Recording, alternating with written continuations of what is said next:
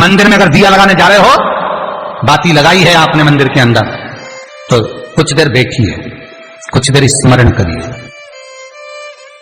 हमारे यहां तो यहां तक कहा गया है कि किसी मुर्दे को अगर जलाया भी जाता है तो कपाल क्रिया तक रुकना पड़ता है कि थोड़ा रुकिए, कोई पीछे से आकर कुछ कर ना जाए। दीप जलाने थोड़ी देर रुकिए, और दीप का भी नियम है हमारा, दीप का भी नियम।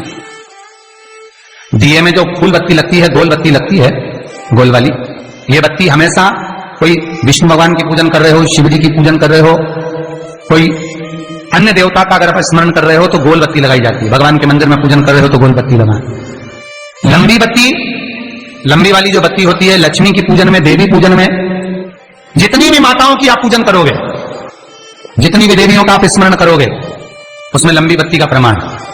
पितरों की पूजन में लंबी बत्ती का प्रमाण है। पितरों को कभी गोल बत्ती नहीं लगती। आप मटके के पास में, परिंदे के पास में, जल के पात्र के पास में कोई भी अगर दिया लगाएंगे तो वहां गोल बत्ती रखकर लगाएंगे तो घर में लक्ष्मी नहीं टिकेगी। कई लोग कहते हैं कि परिंदे के पास, मटके के पास में, पानी के स्रोत के पास में जहां जल भरते हैं, ठंडा रखते हैं, टंकी रखते हैं, वहां पर मटके के पास बत्ती लगाओ, दिया लगाओ, पितर शांत रहेंगे। तो पितरों को शांत करो, मना नहीं है, पर दिया लगाने का नियम है कि पितरों को अगर आप दिया लगा रही हो मटके के पास, परिंदे के पास, या अमावस्या के दिन पितरों के लिए अगर दीप लगा रही हो तो गोल बत्ती अगर लगाओगी तो कार्य कभी सफल नहीं होगा। घर में लक्ष्मी नहीं टिकेगी, संपदा नहीं रहेगी, घर में कोई ना कोई बीमार पड़ा ही रहेगा, धन आएगा जाएगा, टिकेगा नहीं।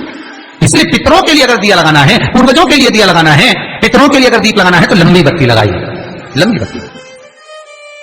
महाराज लंबी बत्ती का प्रमाण हमारे यहां शास्त्र का, गोल बत्ती का प्रमाण। और सुंदर चरित्र कहा, यदि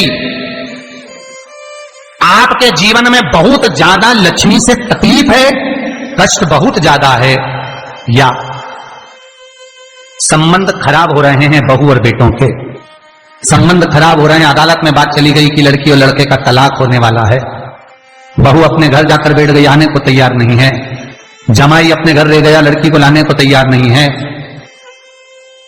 सास बहू में आपस में तनमन चल रही है, प्रेम बिल्कुल नहीं है, या लक्ष्मी आती ही नहीं, बहुत कष्ट है, जमीन जायदाद पड़ी बिक नहीं रही, तो एक काम करना, इतना दुख अगर आपके जीवन में है तो कार्तिक के महीने तक रुको, और कार्तिक का महीना आए, त्रयोदशी तिथि आए, कोई सा भी हो, सोमवार, रविवार, मंगल, बुध, कोई सी भी त्रयोदशी, प्रदोष, कोई सी भी प्रदोष तिथि आए, उस दिन तुलसी की लकड़ी, पहले से तुलसी आपके घर में अगर सूखी हो, तुलसी सूख गई हो तो उसकी जो लकड़ी होती है, उस लकड़ी का 7 लकड़ी का बंडल बनाकर दीप बना लो।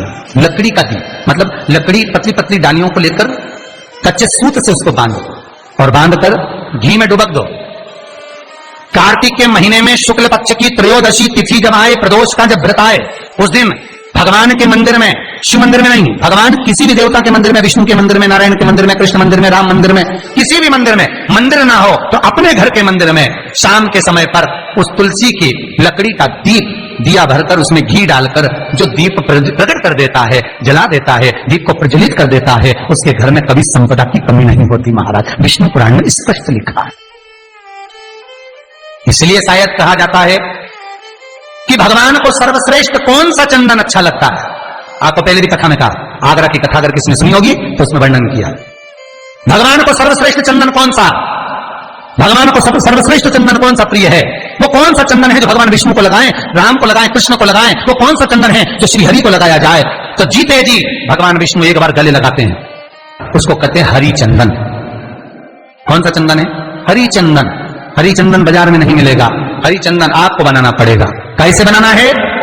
तुलसी जब सूख जाए उसकी जड़ को निकाल लिया जाए, वो जड़ को पानी में धो लिया जाए, धोने के बाद उसको सिलबट्टे पर, पत्थर पर घिसा जाए और घिसकर उसमें थोड़ा सा कुंकू रोली डालकर तैयार कर कर जो भगवान विष्णु के मस्तक पर, कृष्ण राम के मस्तक पर लगा देते हैं और उसकी एक बिंदी अपने हृदय पे लगा लेते हैं। जीते जी भगवान एक बार उसको गले लगाते ही हैं। हरि चंदन प्रियता। जैसे शिव महापुराण में रुद्र चंदन का भाव है, शिव महापुराण में रुद्र चंदन का प्रमाण दिया जाता है। अगर आपने लिंग पुराण पढ़ी हो तो उसका 5वां स्कंद अवश्य पढ़िएगा महाराज, और शिव महापुराण अगर पढ़ रहे हो तो उसका कुमार खंड पढ़िएगा जिसमें रुद्र चंदन का प्रमाण है। रुद्र चंदन कैसा? रुद्र चंदन का प्रमाण कैसा? तो महाराज कहा, चंदन घिसकर, पीला चंदन घिसकर उस चंदन को 3 मुखी रुद्राक्ष पर लपेट लिया जाता। 3 मुखी रुद्राक्ष पर उस चंदन को लपेटा जाता। लपेटोगे, उसके बाद उसको ऐसा गोल करोगे तो एकदम चिकना हो जाएगा, एकदम चिकना। ठीक है, एकदम चिकना हो जाएगा। और उस चंदन को आप शिवरात्रि के दिन, और कोई से भी महीने की शिवरात्रि, किसी भी महीने की हो, सब फलदायी होती है। अगर आप पंचांग में देखेंगे तो शिवरात्रि लिखी जाती है, हर महीने शिवरात्रि पड़ती है। किसी भी महीने की शिवरात्रि पर रुद्र चंदन, अर्थात जो चंदन का आपने 3 मुखी रुद्राक्ष में लेपन करा है, उसका गोला बनाया है, वो चंदन अच्छा मोटा मोटा कर लेना, अच्छा बढ़िया, ऐसा नहीं थोड़ा बहुत ही लगा, पूरा रुद्राक्ष दिखना नहीं चाहिए। पूरा लपेट कर उसको शंकर के शिवलिंग पर ले जाकर रख दीजिए और फिर धीरे धीरे शंकर भगवान पर जल अभिषेक करना प्रारंभ कर दीजिए। वो चंदन पूरा धीरे धीरे शंकर के शिवलिंग पर डलना चाहिए। शंकर के मूल मंत्र श्री शिवाय नमस्तुभ्यं का जाप करिए। यह कहलाता है रुद्र चंदन। इस चंदन के अभिषेक से महाराज जो काम नहीं होता, आप कर कर उस कार्य को प्राप्त कर सकते हो, सिद्ध कर सकते हो। रुद्र चंदन, हरि चंदन, रुद्र चंदन, ये वो चंदन है जो जीवन का सुख प्रदान करने वाले, हर तत्व देंगे। उम्मीद है यह वीडियो अच्छी लगी होगी। अच्छी लगी हो तो इसे जरूरतमंदों के साथ जरूर शेयर करें ताकि वे भी इस उपाय से लाभ उठा सकें। धन्यवाद। श्री